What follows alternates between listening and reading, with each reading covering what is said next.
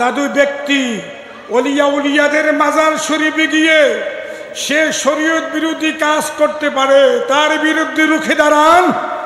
যারা শিরকে কাজে মশগুল তাদের বিরুদ্ধে কথা বলেন, যারা শরীয়তকে মানে না তাদের বিরুদ্ধে কথা বলেন। কিন্তু আচমকা বাবাজান সহজ সরল মনা মানুষদেরকে নিয়ে সেই মাজার শরীফ ভাঙচুর করা, আগুন লাগানো, এটা কোন ইসলাম? এটা ইসলামপন্থীদের কাজ নয়। এই কাজ হলো মূলত খারিজি ওয়াহাবিদের কাজ, ফিরকায়ে বাতিলাদের কাজ। ঠিক না? ঠিক।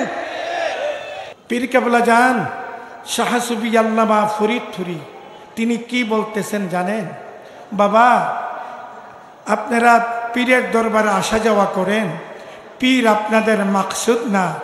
আপনাদের মাকসুদ হলো আল্লাহ, আল্লাহ রাসূল সাল্লাল্লাহু তাআলা আলাইহি ওয়াসাল্লামের সন্তুষ্টি অর্জন করা।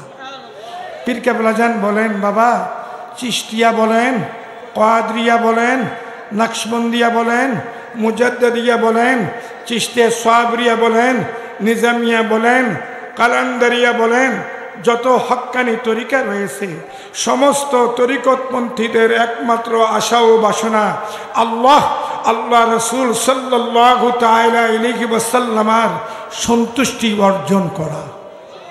কেবলা জান হুজুর বলতেন, বাবা, কেহুবা বিমান যুগে রওনা দিয়েছে, কেহুবা হেলিকপ্টার যুগে রওনা দিয়েছে, কেহুবা বাবা বাই ট্রেন রওনা দিয়েছে, কেহুবা বাবা এই যে প্রাইভেট গাড়িতে রওনা দিয়েছে, কেহুবা নৌকা যুগে রওনা দিয়েছে, কেহুবা ভ্যান গাড়ি যুগে রওনা দিয়েছে, কেহুবা পায়ে হেঁটে রওনা দিয়েছে। বাবা, তার মাকসুদ যদি আল্লাহ, আল্লাহ রাসূল হয়ে থাকে, বাবা নিয়ত করার দায়িত্ব হলো বান্দার, বাস্তবায়ন করার দায়িত্ব হলো আমার আল্লাহ। দাদু, আপনারা আপন আপন মুর্শিদের দরবারে, আমরা কেবলা জান সাহেব হুজুরের দরবারে, হক্কানি পীর ও মুর্শিদ ওলিদের দরবারে আসা যাওয়া করি আল্লাহ, আল্লাহ রাসূলের সন্তুষ্টি অর্জন করার লক্ষ্যে। এইটা কারা কারা এই আকীদা পোষণ করেন একটু হাত উঠান তো।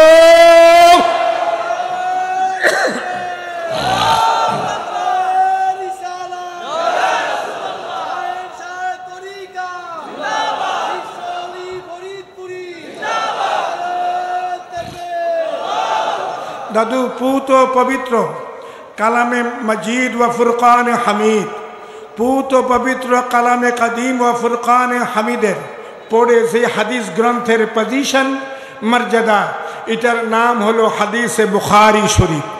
সবাই জবান খুলবেন কি না? সম্মানিত আলেমরা জবান খুলে বলুন, হাদিস গ্রন্থের নাম কি? আসলে বুখারী শরীফের আসল একটি নাম রয়েছে। হযরত ইমাম আবু আব্দুল্লাহ মুহাম্মদ ইবনে ইসমাইল বুখারী রাহমাহুল্লাহর বাড়ি হলো বুখারায়, যিনি হাকিম তবকার মুহাদ্দিস ছিলেন। 5 হতে 6 লক্ষাধিক হাদিস বা সনদ মুখস্থ জানতেন। তাই আমরা মুহাব্বতান তাজিমান বাবাজান লোকমান বলে থাকি যে বুখারী শরীফ। আসলে মূলত বুখারী শরীফের একটি আসল নাম রয়েছে, এই নামটি হলো আল জামিউল মুসনাদুস সহিহুল মুখতাসারু মিন উমুরি রাসূলিল্লাহ সাল্লাল্লাহু তাআলা আলাইহি ওয়াসাল্লাম ওয়া সুনানিহি ওয়া আইয়ামিহি। এটা হলো বুখারী শরীফের আসল নাম। এই হাদিসে বুখারী শরীফের আল মুজাল্লাদুল আউয়াল প্রথম খণ্ডের প্রথম পারার প্রথম পৃষ্ঠায় ইমাম আবু আব্দুল্লাহ মুহাম্মদ ইবনে ইসমাইল বুখারী রাহমাহুল্লাহ নিয়ত প্রসঙ্গে একখানা হাদিস নকল করতেছেন। দলিল দলিল বিসমিল্লাহির রহমানির রহিম।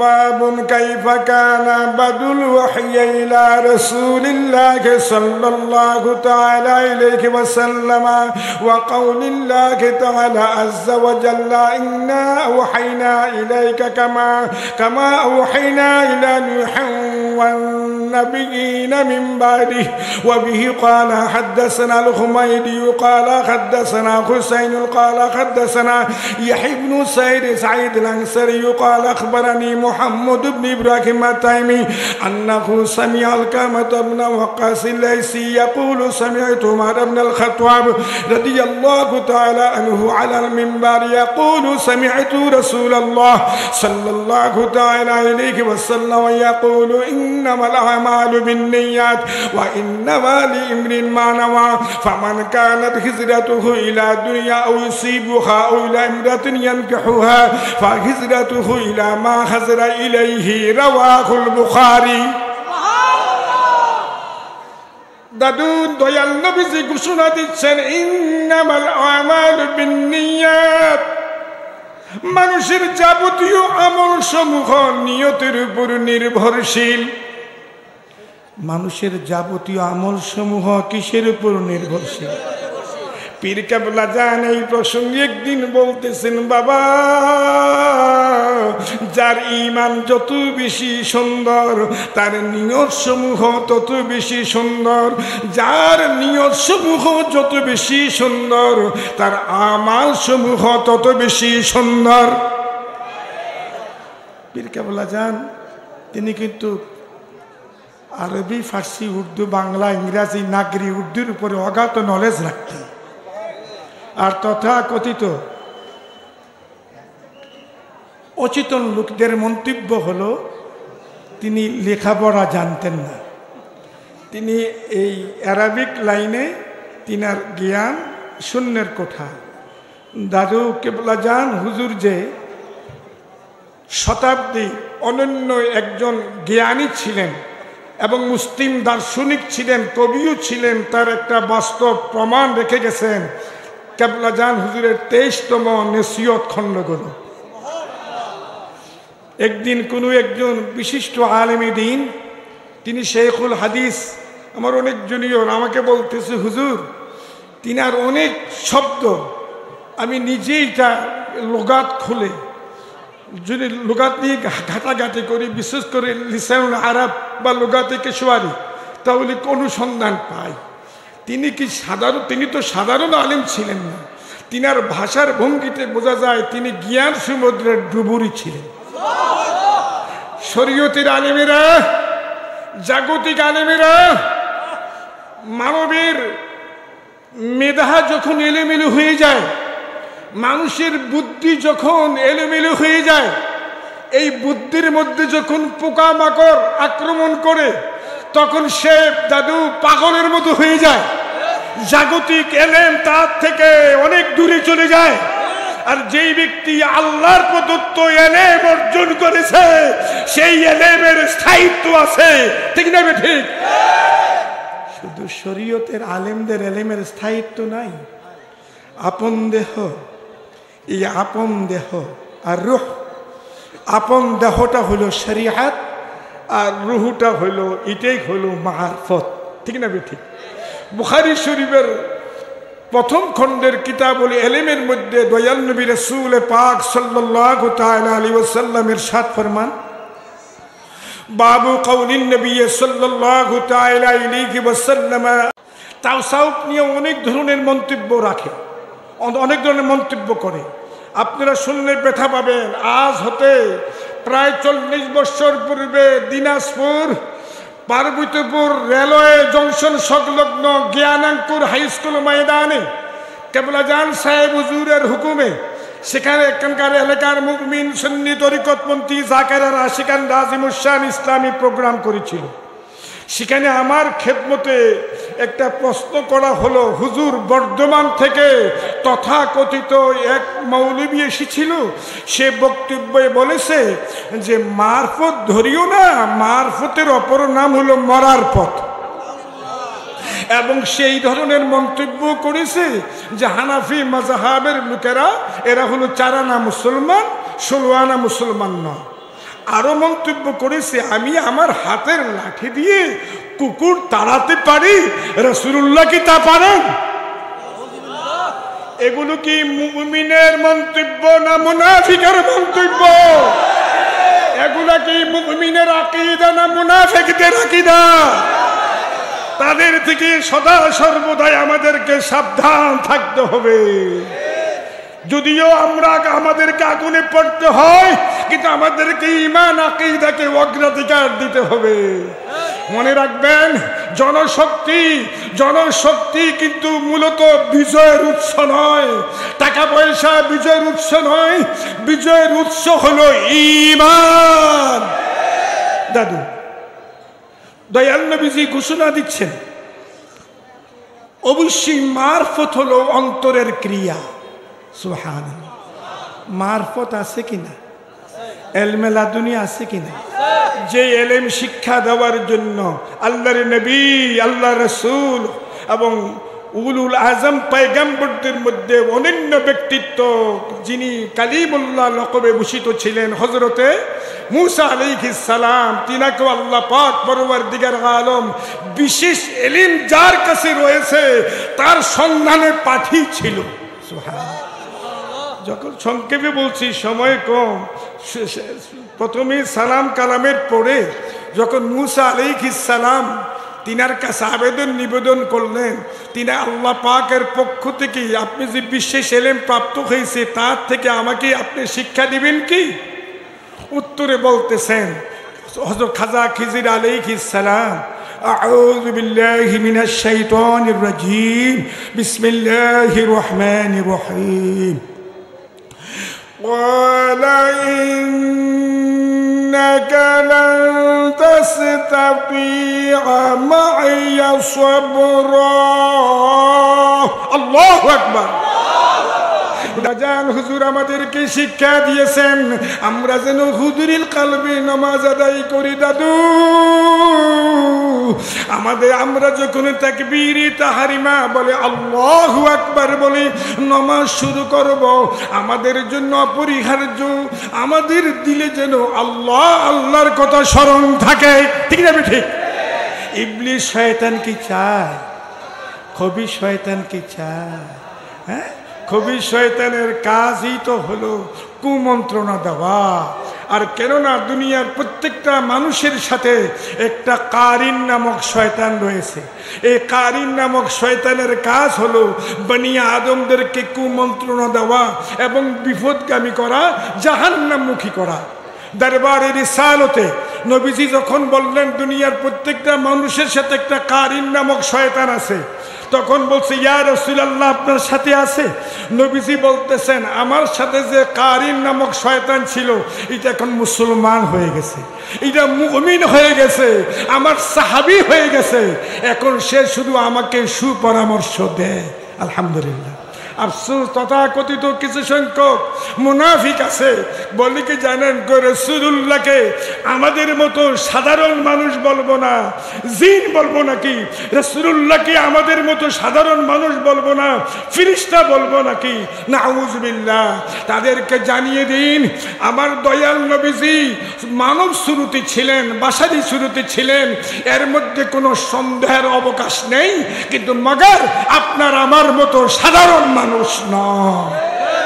আপনাদের শরীয়তপুরের এই যে রাস্তাঘাটের যে পাথর, এই পাথর ইয়াকুত পাথর ব্যবধান আছে কিনা? নাম পাথর ব্যবধান আছে কিনা? পরশ পাথর, নাম পাথর, যদিও সাহিত্যিকদের দৃষ্টিকোণ থেকে কাল্পনিক পাথর, যেটার সংবস্ত্র মানে যেটার সহবতে মহব্বতে এটা লাগলেই দাদু এটা আপনার একটা কাঠ পর্যন্ত সোনায় পরিণত হয়ে যায়। আলহামদুলিল্লাহ বলেন না? লোহা পর্যন্ত স্মরণে পরিণত হয়ে যায়। মনে রাখবেন জাগতিক এই পরশ পাথরের চেয়ে কোটি কোটি কোটি গুণ বেশি পাওয়ারফুল হলো ওলিয়াল্লাহদের কওম, মুমিনে কামেলদের কওম, তাসকিয়ায়ে নফস, যে কলবের সাথে নূরের জগতের আলমে লাহুতের সম্পৃক্ততা রয়েছে। পীর কেবলা জান একবার কথার প্রসঙ্গে বলতেছিলেন, বাবা এক সমুদ্রের তলদেশে একটা কচ্ছপ কতবার উলুট পালুট খায়, দয়া করে আল্লাহ পাক আমাকে দেখাইয়া দে। আমাকে একদিন স্পেশাল, এই যে নয়নের আব্বা ছিল, সরকার তো মিজুদ্দিন ভাই খেদমতে ছিল, ঠিক না? আলহামদুলিল্লাহ। তখন ওনাকে বললো, আজমিরের ছোট ভাই ছোট ছিল, যে আপনারা বাহির হয়ে যান, আমি মুফতি সাহেবের সাথে, জাহাদি সাহেবের সাথে কিছু কথাবার্তা বলবো। কথাবার্তা বলতে বলতে এক পর্যায়ে আমাকে বলতেছেন, বাবা এই আপনার উপরে কি? আমি বললাম হুজুর। বললো, বাবা এই রুমে কি ঘুরতেছে? আমি বললাম হুজুর একটা পাখা ঘুরতেছে। এই পাখাটা কতবার বাম দিকে ঘুরে, দয়া করে আল্লাহ পাক আমাকে জানাইয়া দেয়।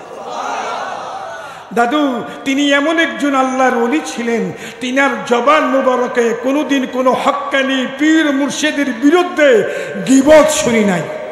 বাংলাদেশের কোনো একজন পীর ঢাকা সেই টিকাটলিতে আয়োজিত অনেক বছর পূর্বে পীরজাদা সাহেব ঘোষণা দিয়েছিল যে বিশ্ব জাকের মঞ্জিলের পীর সাহেব আটরশির হুজুর যদি একবার ঢাকা আসতে পারে, আমি ওয়াদা দিলাম আমি আমার মুরিদান সহ তিনার কাছে গিয়ে বয়াত গ্রহণ করব।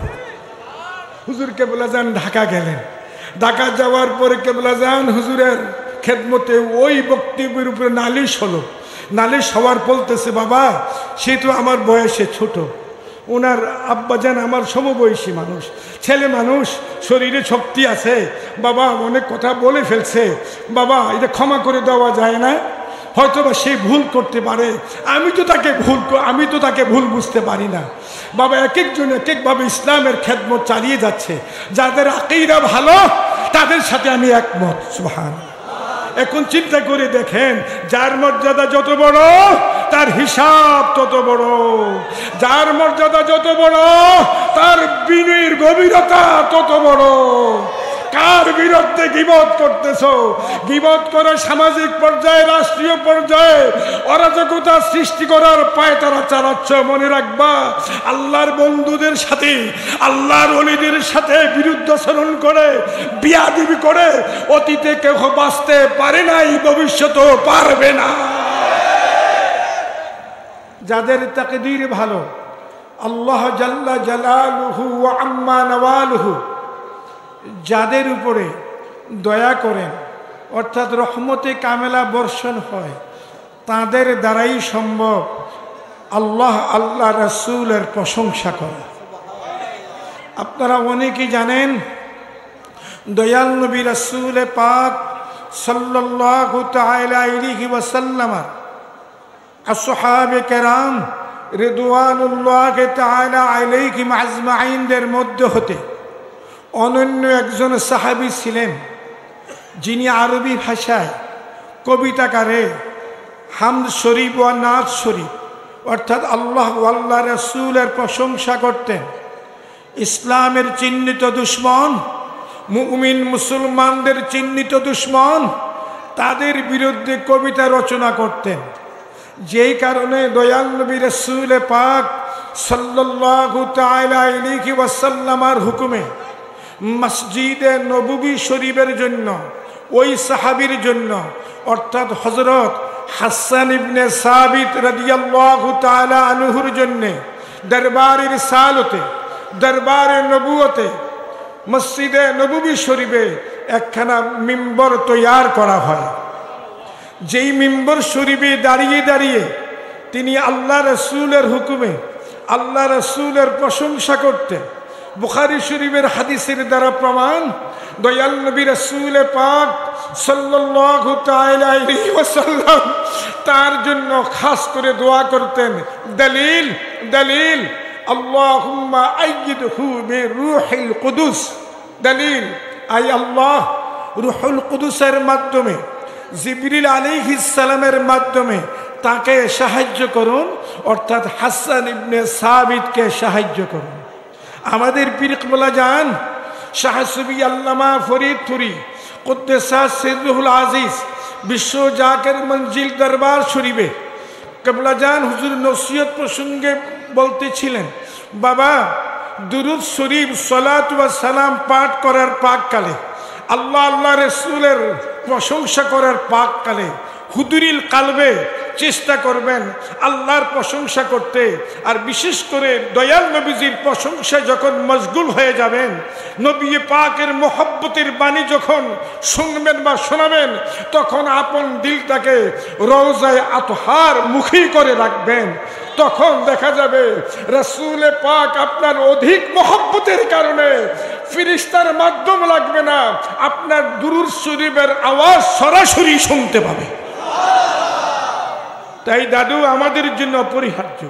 আমরা যখন আল্লাহ রাসূলের প্রশংসা করব, দুনিয়াবি খেয়াল যখন কিছু সময়ের জন্য আমরা ত্যাগ করে দিই, আপন নশ্বর দেহটাকে যেন শরীয়তপুরের জমিনে রেখে, ফরিদপুরের জমিনে রেখে, বাংলাদেশের স্বাধীনতা ভূখণ্ডে রেখে নবী পাকের প্রশংসা করি।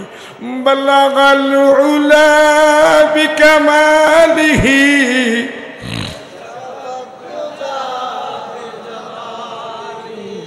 হাসনাতে জামিউ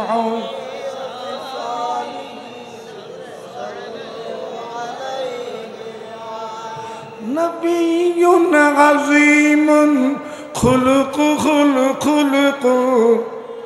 নবিয়ুন আযীমুন খুলুকু আল্লাযী লাহু আযমার রহমানু ফি সাইয়্যিদিল কুতুব।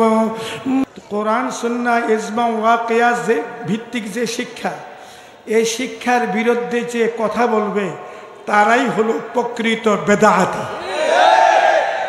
ঠিক না বেঠিক?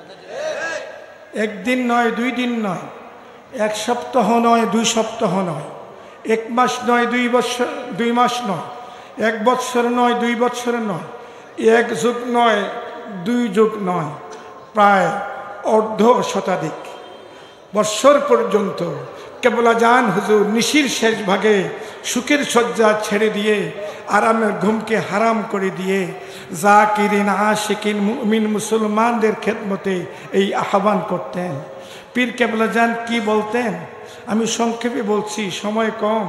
আমার অতিবি স্নেহের আমারই সেই ছাত্র মাওলানা আব্দুল সুবহান বলতেছে, উস্তাদজি অনেক দিন যাবৎ শরীয়তপুর আসেন না, এই আমাদের কেবলা জান সাহেব হুজুরের নির্দেশিত স্থলাভিষিক্ত আলহাজ হজরত খাজা মিয়াবাইজান মুজাদ্দিদি সাহেব এবং কেবলা জান হুজুরের স্নেহধন্য নাতি আলহাজ খাজা বড় চাচাজান মুজাদ্দিদি সাহেব হুকুম করেছেন যে ফরিদপুর সাংগঠনিক বিভাগ এবং শরীয়তপুর জেলার জাকিরিন আশিকানদেরকে নিয়ে আজিমুসান ইসলামী জলসার আয়োজন করা। আপনি আসলে খুব খুশি হব। আমি আর বিগত 2টো প্রোগ্রামে ছিলাম, কিন্তু আমার শরীর এখন মানায় না। আর যারা একটু ভালোভাবে পাকড়াও করে সেখানেও না যাইয়া পারি না, মনটা মানে না। দাদু আমি বলতেছিলাম, দাদু কোনো ব্যক্তি যদি শরীয়ত বিরোধী কর্ম করে সে ব্যক্তি দায়ী, কিন্তু আল্লাহর ওলি সকল দায়ী নয়।